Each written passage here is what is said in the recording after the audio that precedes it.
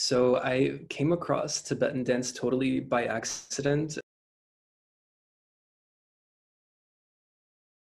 I was doing these small jobs in China, and I was reading a book in a park, and the sun set, and I was getting ready to leave until some kids at the local university, dressed in a way I've never seen before, they put this loudspeaker in the center of this small park square, and they started dancing around it, and this dance I've never seen before.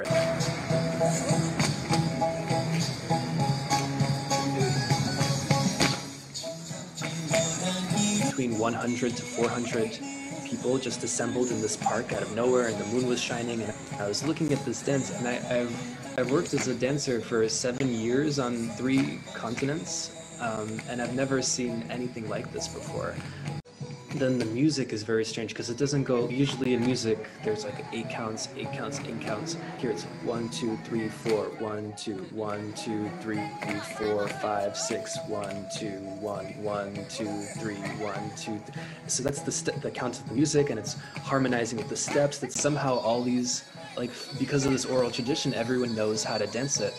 Anyone can join. It's the best dancers in the center and the little less experienced outside, and so it's like this form. And I was always on the outside, and I was every week, sometimes twice a week, I would join them trying to figure it out. And as soon as you start to figure out the pattern, they continue for 1 minute and 30 seconds, and they could switch to a completely different music and pattern for another 1 minute and 30 seconds, and you almost start to figure it out, and then they switch it again, and it continues like this for 4 hours. Obviously, I couldn't ask any questions in China. I couldn't learn anything in China.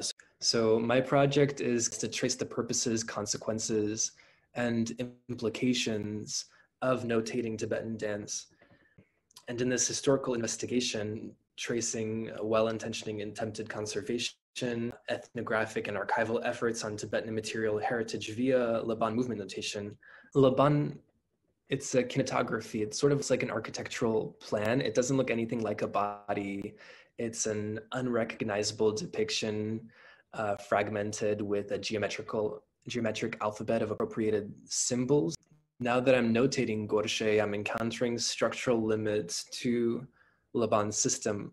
So on the one hand, Laban notation has an impressive capacity to notate and reproduce certain gestures, like the forms are impressively specific. On the other hand, it misprioritizes the general appearance of forms without honoring the diverse interpretations of how bodies can be constituted, constitution that in some cases is intrinsic to the form. I've never met a Tibetan who can read Laban notation because of the situation in China. Dances like this are slowly being erased. Like the People's Liberation Army stormed the minority university campus where I was studying, and sometimes Gorshe was outlawed as an unlawful public assembly during a politically sensitive time. So like people weren't allowed to practice this oral tradition that has been non-violently practiced for a millennia.